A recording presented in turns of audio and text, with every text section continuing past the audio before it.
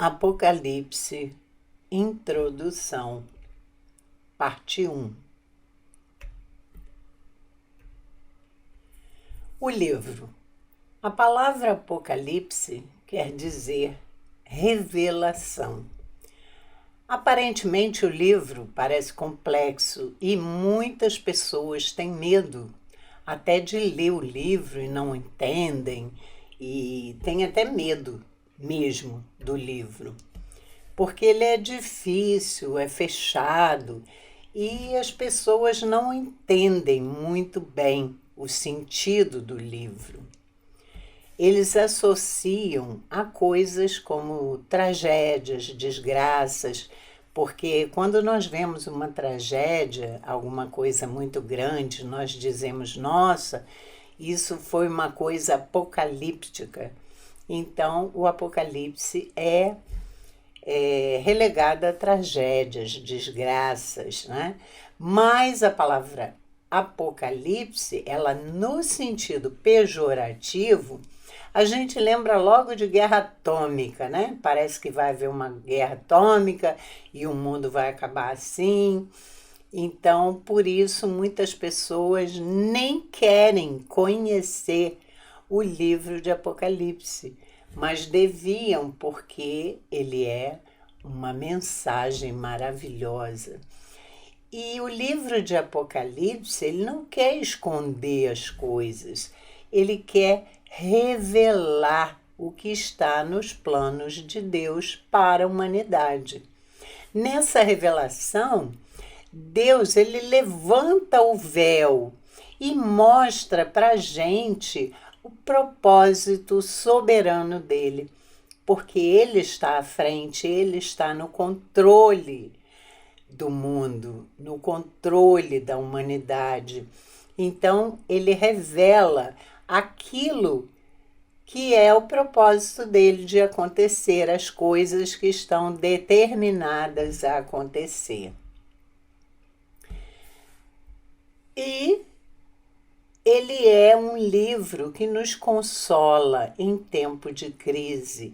Foi na época de João que ele consolava a igreja, era uma mensagem de esperança para a igreja, principalmente naquela época de perseguição em que a igreja sofria muito com isso. E até os dias de hoje, nos dias de hoje, quando vemos crises, quando vemos coisas horríveis acontecendo, o livro de Apocalipse serve para nos consolar. Mas de que forma? Ele nos traz serenidade, porque o objetivo do livro é mostrar que Deus está no controle, que nós não somos um caminhão sem freio descendo ladeira abaixo. Não, a humanidade está sendo controlada por Deus. Deus está no controle de tudo. Ele vê tudo, ele controla tudo. O mundo, na verdade, não caminha para uma tragédia, mas para um refrigério. O livro nos mostra que a nossa vida, o nosso caminho, a humanidade, ela tem um fim. Ela não está existindo à toa, como muitos pensam que é um círculo vicioso, a história vai e vem. Não, pelo contrário. Ela teve um início na sua criação, ela teve o desenvolvimento que Deus nos trouxe até aqui e ela tem um fim. A história tem um fim. Não é tragédia o livro, mas um refrigério, porque nós sabemos que isso tudo terá um fim, um dia, e que nós viveremos para louvar o Senhor no lugar onde não haverá pranto, não haverá dor, não haverá mais pecado. Esse foi o plano perfeito que descreve embates e vitória. O Senhor criou um plano perfeito. E no livro de Apocalipse nós vemos alguns embates, alguns conflitos, mas nós vemos no final a vitória do nosso Senhor Jesus e da sua igreja. A vitória de Cristo no final. Quem escreveu? Quem escreveu o livro foi o apóstolo João, da ilha de Patmos. Essa ilha ficava no Mar Egeu, era uma ilha vulcânica e servia como uma colônia penal. Os presos iam para essa ilha, né? Isso foi na época de Domiciano, que foi imperador de Roma de 81 a 96 ou 98, por aí. E nessa época, antes de ser colocado na ilha, o apóstolo João era pastor de Éfeso. Naquela época, a maioria dos apóstolos, acredito até que todos já tinham morrido, mas João ainda estava vivo em Éfeso. Nós vemos que na igreja de Atos, no livro de Atos, nós temos 3 igrejas maiores que eram as principais do cristianismo: Jerusalém, Antioquia e Éfeso. Éfeso era uma igreja muito importante, uma cidade muito importante que ficava na Ásia Menor. E João estava em Éfeso. Mas depois que ele foi preso, ele escreve depois dos anos 90. Não sabemos precisamente a data, mas acreditamos que entre 94 a 98, não sabemos. Mas qual era o objetivo de Domiciano? Ele vinha perseguindo os cristãos. E nessa época havia apenas como apóstolo João. E ele queria calar João, ele queria calar a voz do evangelho, ele queria acabar com o cristianismo. Então, o método que ele encontrou foi pegar João e colocar na ilha de Patmos e ele ficar lá isolado, com o objetivo de que as igrejas acabassem, que o cristianismo fosse finalmente dominado. Mas acontece que o homem faz plano e, como diz a palavra do Senhor, Deus é quem está no caminho, é Ele quem dirige os nossos passos e é Ele quem tem a história. Então vemos em Apocalipse 4, versículo 1: Depois destas coisas olhei, e eis não somente uma porta aberta no céu, como também a primeira voz que ouvi, como de trombeta ao falar comigo, dizendo: Sobe para aqui, e te mostrarei o que deve acontecer depois destas coisas. Primeiro, Domiciano quis calar João, colocou ele numa ilha, dali ele não tinha como sair, era uma colônia penal, ele estava pagando a sua pena ali, abandonado, com outros presos, claro, e ele queria calar a voz de João. Mas acontece que o nosso Deus é maravilhoso, e quando o homem fecha as portas para um filho de Deus aqui na terra, o Senhor abre portas para ele no céu. E assim ele abriu uma porta no céu e chamou João e mostrou. E disse: sobe aqui e te mostrarei o que deve acontecer. Não é o que pode acontecer, é o que deve acontecer, pois tudo já está escrito, já está determinado por Deus e acontecerá, com certeza.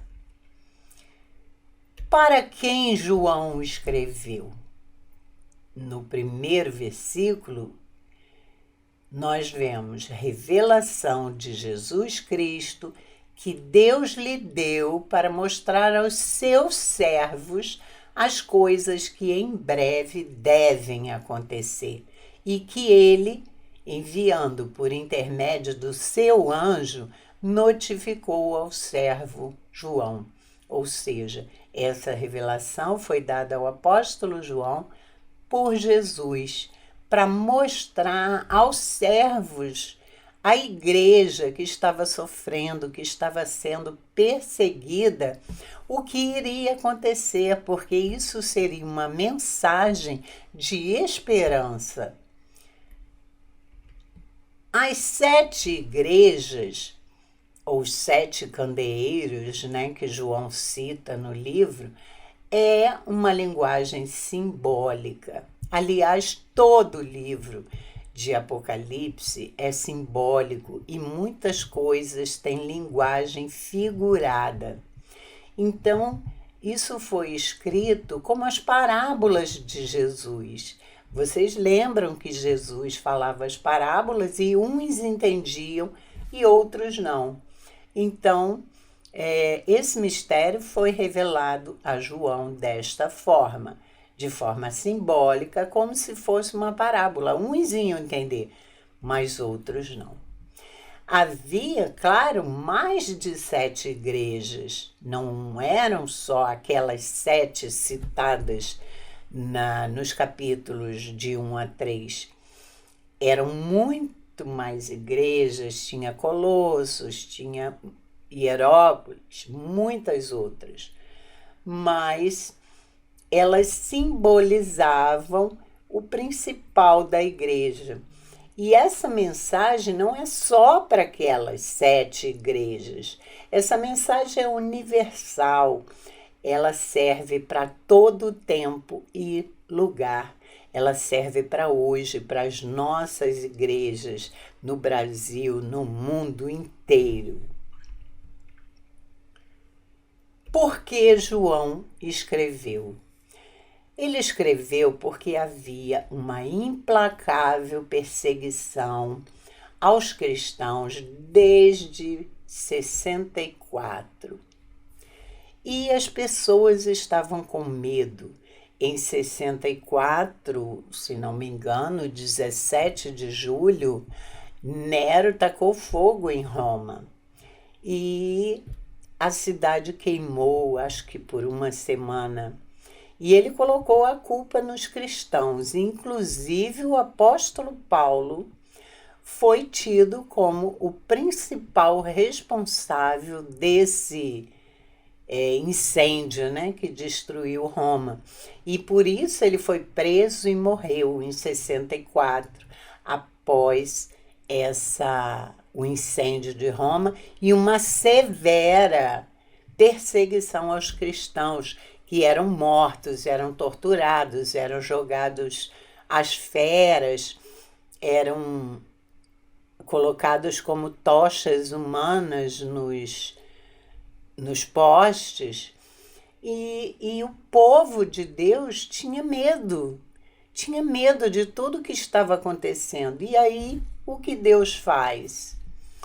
Ele nos mostra que Ele está no controle, que Ele está vendo tudo, Ele está vendo a perseguição, mas que Ele está no controle e nos manda essa mensagem de esperança, que é para o povo daquela época e também para nós, porque apesar de tudo que estamos passando, nós temos a certeza de que Deus está no controle, que Ele está comandando tudo do seu trono.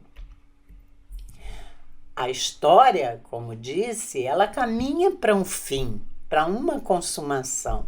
Ela não está desgovernada.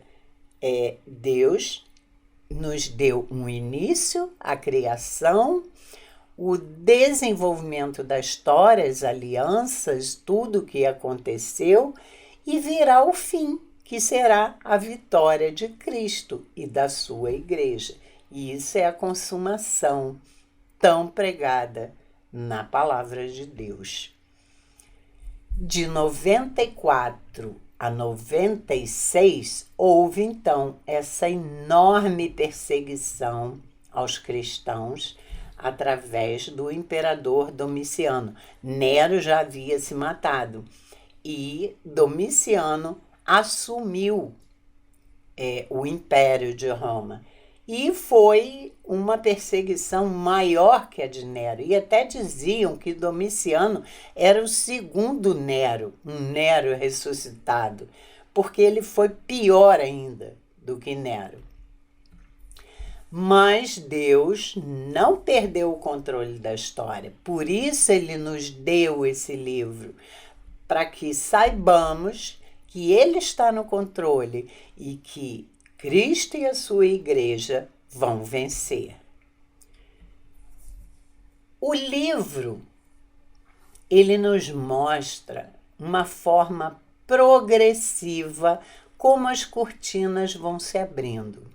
Vocês vão entender à medida que forem estudando, forem vendo comigo, que existe uma progressão. Ele vai mostrando, ele levanta a cortina, levanta o véu e vai mostrando as coisas, mas de forma progressiva. À medida que você vai lendo, você vai percebendo mais coisas, mais detalhes. E vendo que isso é um plano perfeito e eterno de Deus que vem se desenrolando. A gente pode perceber que esse plano vem se desenrolando. E no final, os inimigos, o mal, os demônios, o inferno, todos estarão no lago de fogo. E Cristo reinará eternamente com a sua igreja. Vamos agora à interpretação do livro. Existem algumas interpretações sobre o livro. Existe a interpretação dos preteristas. Eles acreditam que tudo que foi escrito no livro de Apocalipse são coisas somente do passado, somente daquela época de João, que não é para os nossos dias, foi feito totalmente para aquela época. Existe a interpretação dos futuristas, que acham que o livro de Apocalipse são coisas somente para o futuro. Preteristas do passado, futuristas do futuro. Que depois do capítulo 4, tudo é para o fim. Apenas até o capítulo 3 poderia ser coisas para aquele tempo, mas a maioria do livro, do capítulo 4 em diante, é tudo para o fim dos tempos. E existe a interpretação histórica e progressiva.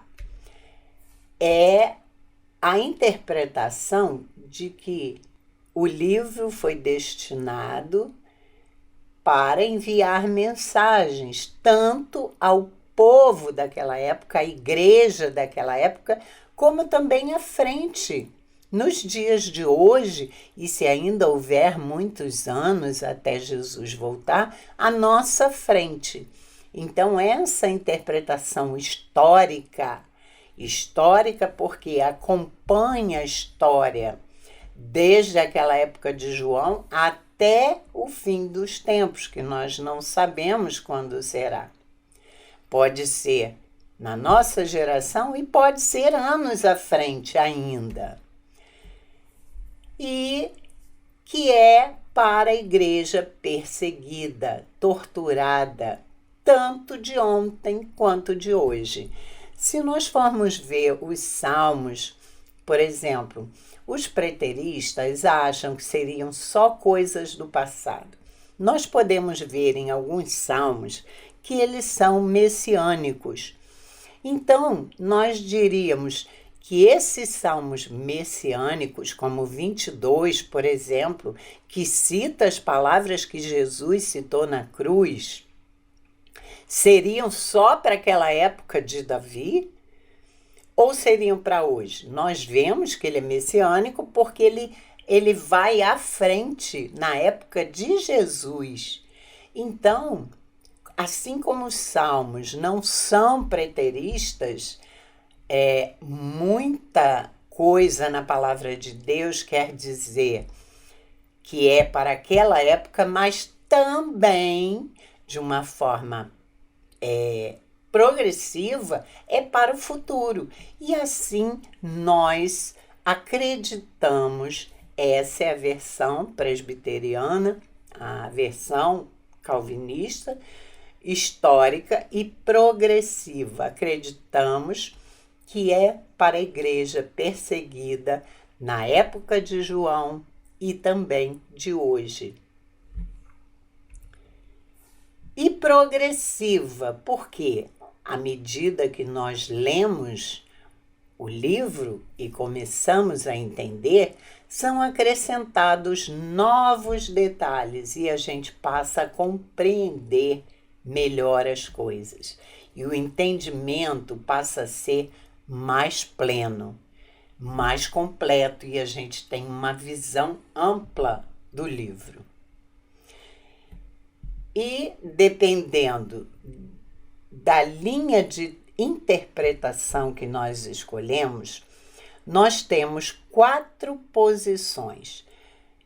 Vamos ver, se nós formos preteristas, nós vamos ver outra linha de posição.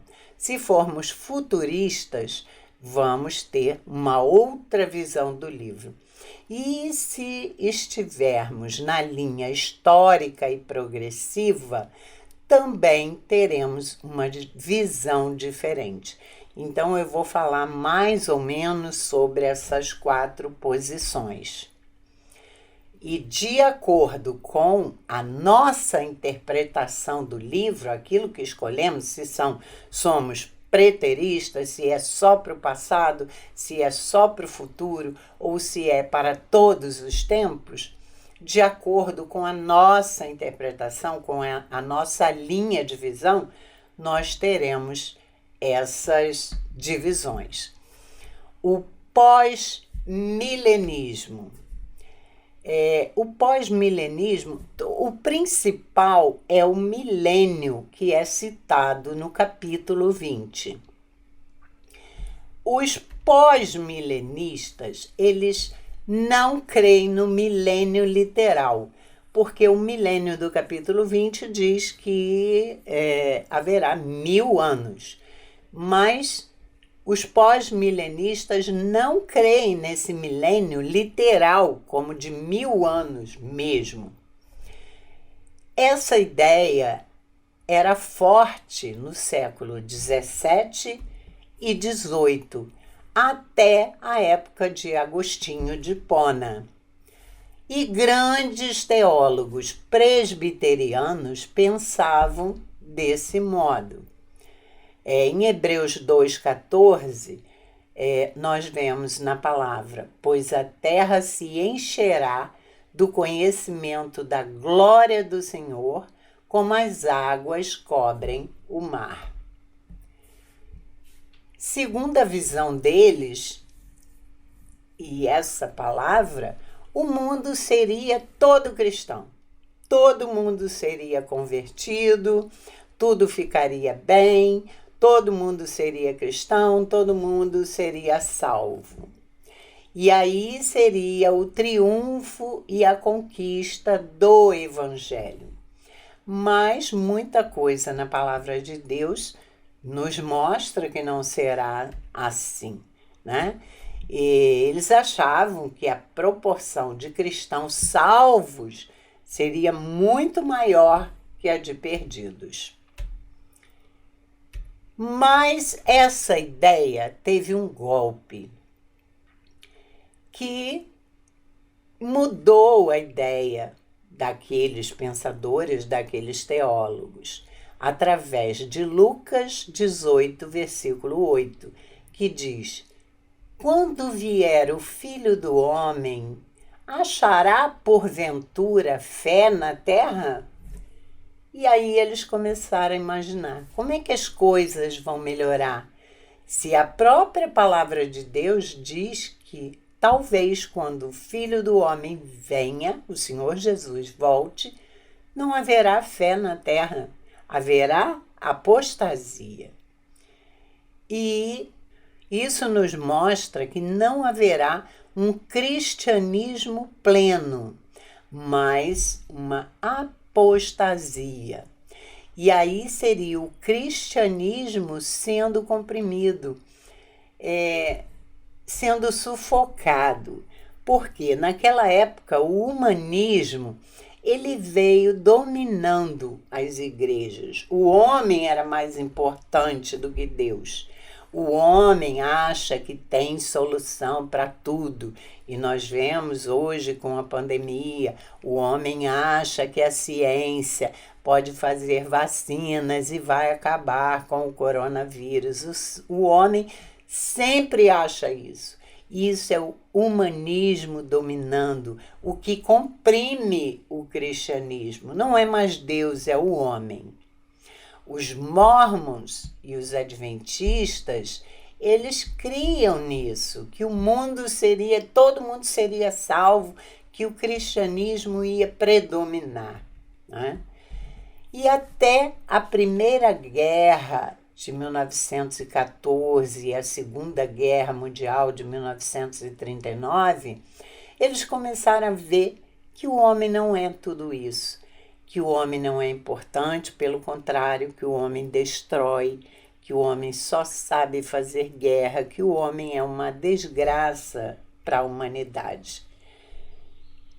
E o apogeu da ciência, apesar de ter crescido muito, não adiantou nada, porque o homem é cada vez mais cruel. Mesmo com o avanço da ciência, o apogeu da ciência, o homem se torna cada vez mais cruel. Então, essas coisas, e principalmente esse versículo de Lucas, quebrou essa ideia dos teólogos do pós-milenismo, que achava que todos iam ser salvos, que o mundo ia melhorar, que seria só pedir por avivamento, e todos seriam cristãos e quase todos seriam salvos. Então, apenas esse versículo mudou muita coisa na crença sobre o pós-milenismo. E aí nós temos o pré-milenismo dispensacionalista. Hoje, a maioria da igreja evangélica, ela é pré-milenista dispensacionalista.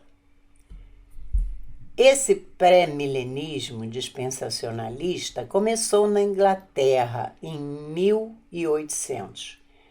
No período pré-tribulacionista, ou seja, de Agostinho de Hipona até o século XVIII, porque até Agostinho de Hipona, os teólogos acreditavam no pós-milenismo, ou seja, quando será o milênio? Quando será a volta de Jesus? Depois do milênio. Aqui eles acham que a volta de Jesus será antes do milênio. Então, de Agostinho de Hipona, aonde se acreditava no pós-milenismo, até o século XVIII, muitas pessoas se tornaram amilenistas e não creem nesse milênio como literal.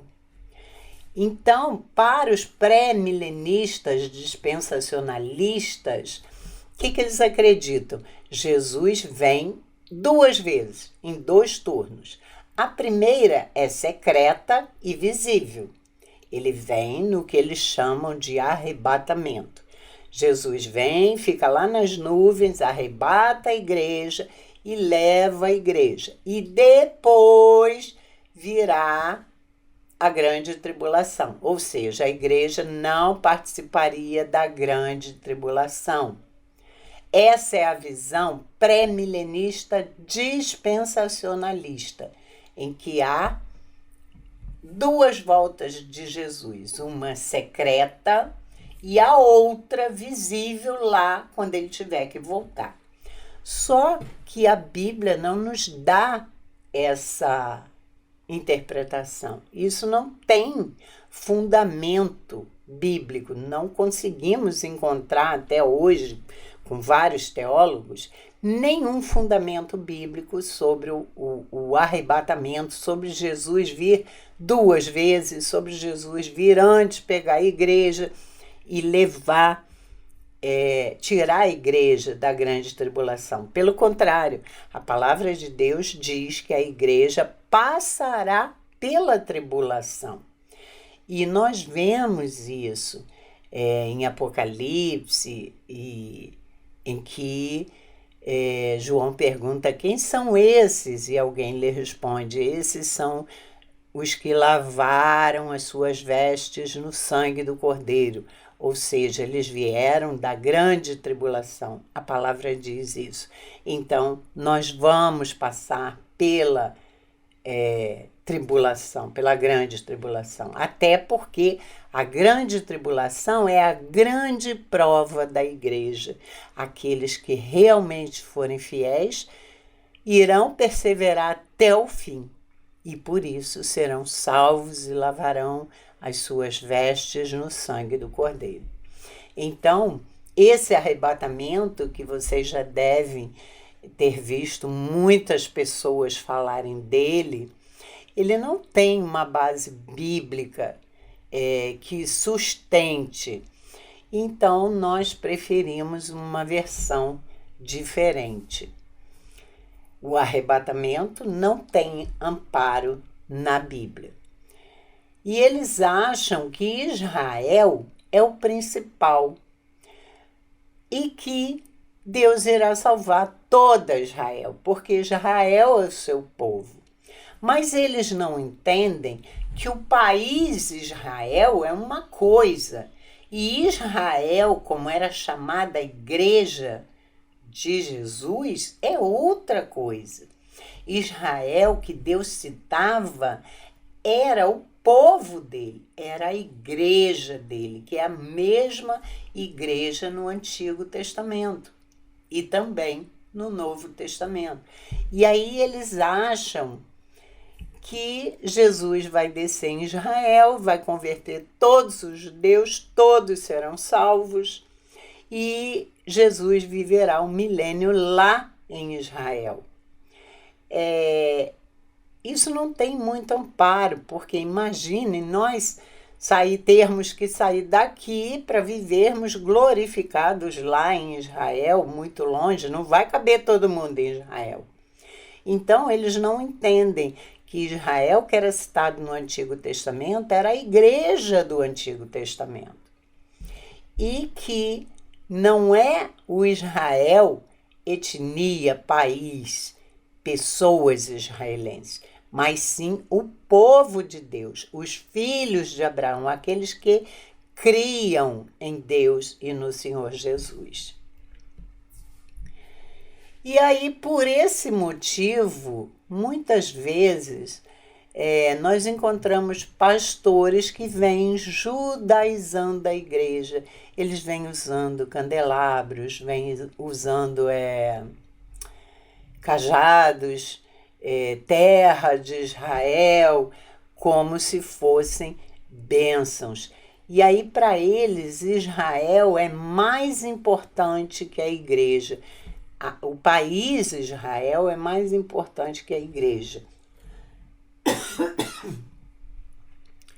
E, portanto, vem judaizando a igreja, porque eles acham que Deus vinha durante a história, aí até Jesus nascer, havia Israel. Israel, país. as pessoas, os israelenses. Aí Deus criou um parênteses na história, criou a igreja como se fosse um parênteses na história. E quando terminar a época da igreja, aí o Senhor vai retomar Israel país. Quando terminar a época da igreja, ela será levantada e aí Jesus vai voltar para Israel para salvar todos os judeus. Embora muita gente tenha essa visão, e ela é muito grande entre os evangélicos no nosso país, mas nós não conseguimos amparo na Bíblia sobre isso. E Paulo, em Efésios 4, ele já nos dá alguma coisa contra isso, porque ele diz que há somente um corpo e somente um espírito e um só pastor, né?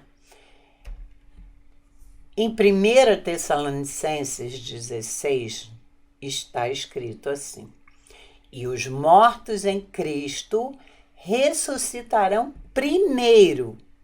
Depois nós, os vivos, os que ficarmos, seremos arrebatados juntamente com eles entre as nuvens para o encontro do Senhor nos ares, e assim estaremos para sempre com o Senhor. Geralmente é esse texto que eles usam para falar do arrebatamento, né? Mas esse texto, ele não quer dizer isso. Ele quer dizer que quando o Senhor Jesus voltar, aqueles que foram mortos em Cristo, os fiéis que morreram, ressuscitarão primeiro. Não é primeiro um dia antes, um mês antes. Eles vão ressuscitar antes dos vivos, tudo junto. Mas primeiro os mortos, que vão ressuscitar primeiro, eles terão preferência na vez da ressuscitação. E depois, nós, os vivos, os que ficarmos aqui, seremos arrebatados junto com eles. Não vai haver duas vindas, dois arrebatamentos. Nós, os vivos que ficarmos, iremos para o Senhor, seremos arrebatados, mas logo depois que os mortos ressuscitarem. Os mortos ressuscitam, imediatamente nós seremos arrebatados para ir com o Senhor, junto com os mortos que ressuscitaram. Não existem duas coisas separadas. É tudo junto, é só questão de tempo. Os mortos ressuscitam e os vivos que ficarmos, que estaremos vivos na época, iremos logo depois dos mortos, imediatamente, e nos juntaremos ao Senhor, ao encontro dele, e assim estaremos para sempre com o Senhor. Então, eles usam esse versículo para justificar o arrebatamento, mas esse versículo, Paulo não quer dizer isso. Por isso, não há base bíblica para o arrebatamento. E eles acreditam em várias ressurreições. Por exemplo, a ressurreição dos mortos, a ressurreição dos judeus, enfim. Mortos irão antes dos vivos. Os mortos terão preferência pelos vivos, como eu disse. Primeiro os mortos ressuscitarão e logo depois, imediatamente, nós que estivermos vivos seremos arrebatados juntamente com eles. Com eles quem? Com os mortos. Quer dizer que nós iremos juntos, só que os mortos vão primeiro e depois nós, os vivos, mas juntamente com eles. E para nós a segunda vinda será audível, visível, inesperada e gloriosa, e não uma vinda secreta. E eles não creem que a igreja passará pela tribulação, mas a palavra diz que passará. Até porque a tribulação é a maior prova à igreja. Porque o Senhor Jesus disse: aquele que perseverar até o fim, esse será salvo. E Jesus vai tirar a igreja do meio da tribulação. Então, ela vai passar.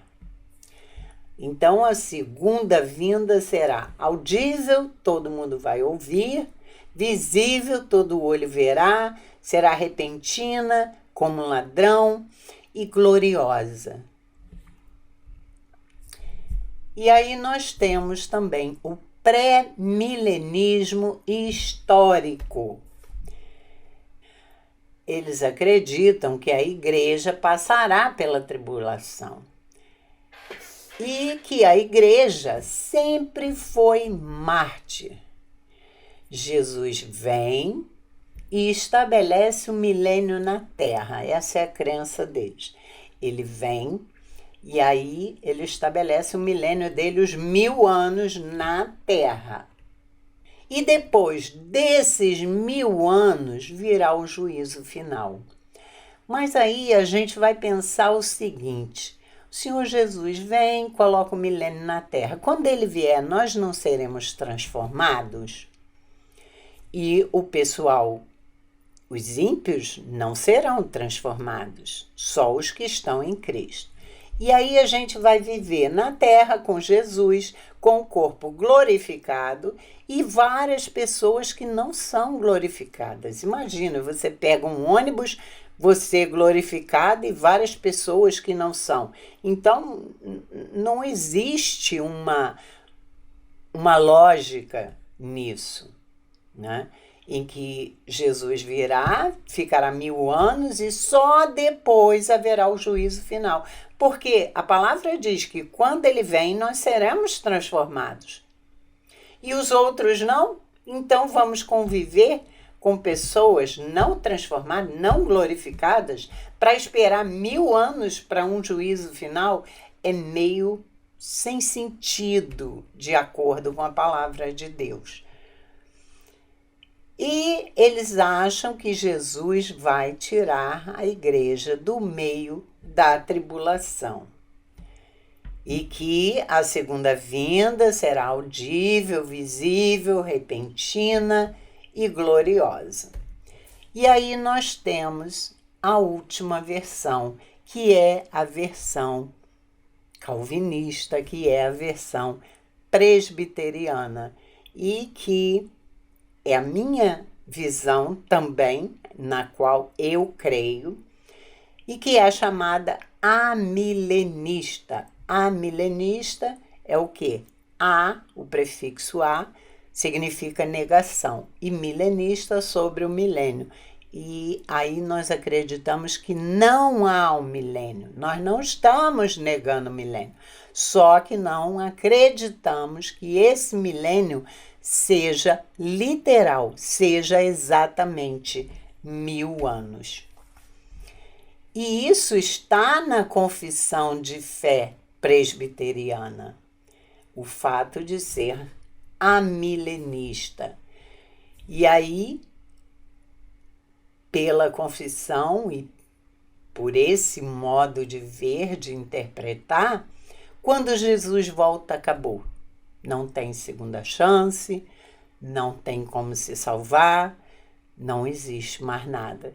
Não é como o arrebatamento que eles acreditam que vai levar um bocado da igreja e que outros vão ficar para serem salvos por obras.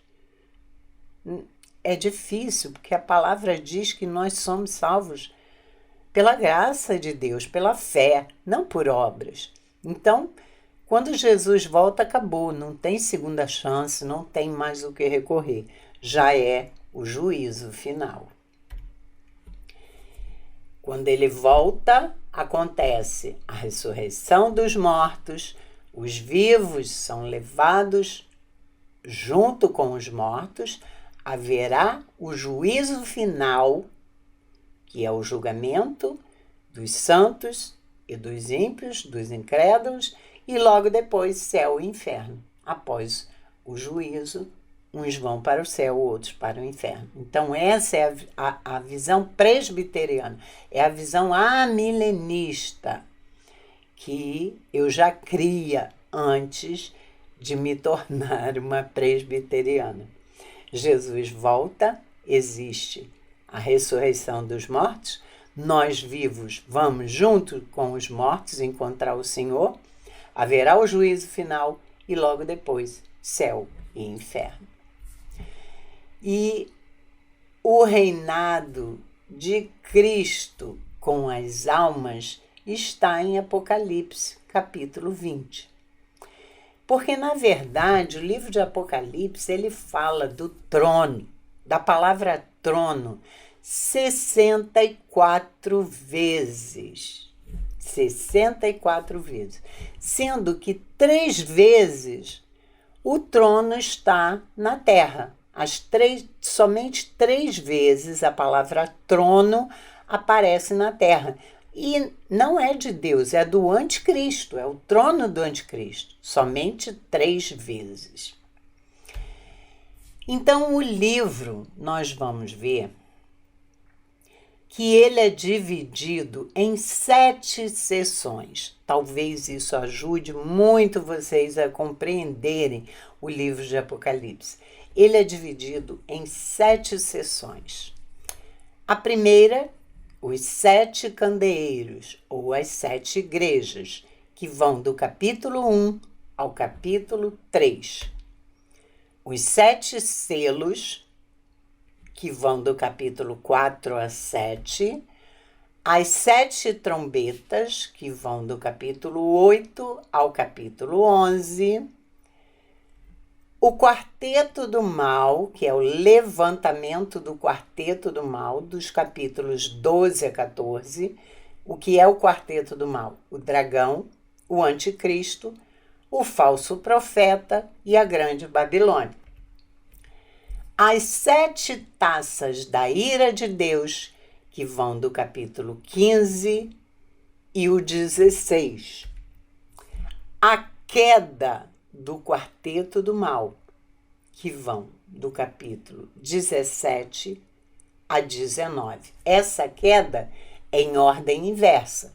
Quando nós vemos o quarteto do mal, começa com o dragão, que é Satanás, depois o anticristo, depois o falso profeta e, por último, a grande Babilônia, que nós vamos ver mais tarde. E a queda desse quarteto acontece em ordem inversa, ao contrário. Primeiro cai a grande Babilônia, depois cai o falso profeta, o anticristo e, por último, o dragão. E aí temos a consumação final, que é a última e 7ª parte, que vão do capítulo 20 a 22. E o que ela nos conta? A volta de Cristo, a derrota dos inimigos, o juízo final e novos céus e nova terra. Então essas são as 7 divisões do livro de Apocalipse. E eles são como um círculo, eles se repetem. Cada sessão conta a mesma coisa. Tá? Vocês vão perceber na segunda parte do vídeo, vocês vão perceber que cada sessão vai contar sempre a mesma coisa, só que de forma progressiva, com mais detalhes. E aí, finalizando esse vídeo, na próxima semana nós continuamos essa introdução.